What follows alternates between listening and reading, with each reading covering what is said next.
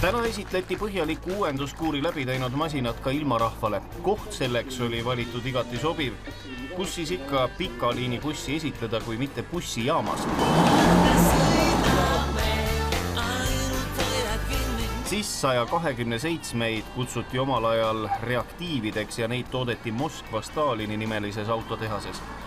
Tegemist on NSV Liidu esimese spetsiaalselt kaugliinide tarbeks mõeldud bussiga. Selle ehitamisel võeti malli ameeriklastelt, ju jäi enestel siis leidlikkusest puudu. Ta saabus Eestisse 62. aastal, kui Kuusalu kolhoos ostis Peterburis lammutustöökojast 3 vana bussi, millest ehitati 2 ja tänapäevani on siis säilinud 1. Muidugi see buss oli armetusseisukorras, võiks öelda niimoodi, et teda polnudki, aga meie kuldsed meistrimehed on ta taastanud tänaseks sellisena, nagu ta tehasest välja tulles oli.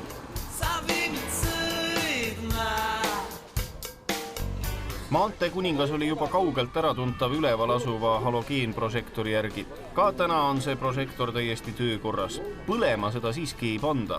Tegu on nimelt ainukese säilinud prožektoriga ja läbipõlemisel poleks uut enam kuskilt võtta. Päris paljud originaaldetailid on siiamaani veel, ütleme siin kuskil bussijuhtide keldririiulitel ja kuurides kuskil alles.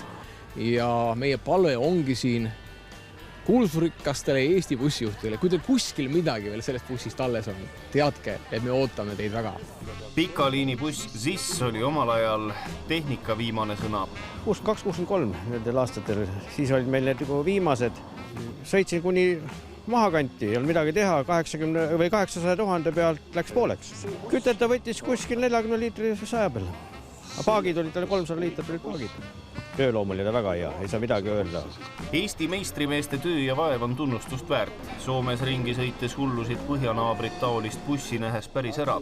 Ka venelased oleksid nõus maksma hingehinda, et Eestis ametlikult uunikumiks nimetatud kroonijuveeli taas enda valdusesse saada.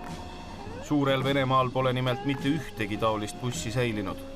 Kelle asja vastu huvi on aga oodatud Tallinna bussijaama. Vaatamiseks on välja toodud siis 127, kunagine superstaar Ikarus Lux ja vanast ajast pärit Volvo. Bussid jäävad bussijaama kuni 17. juulini.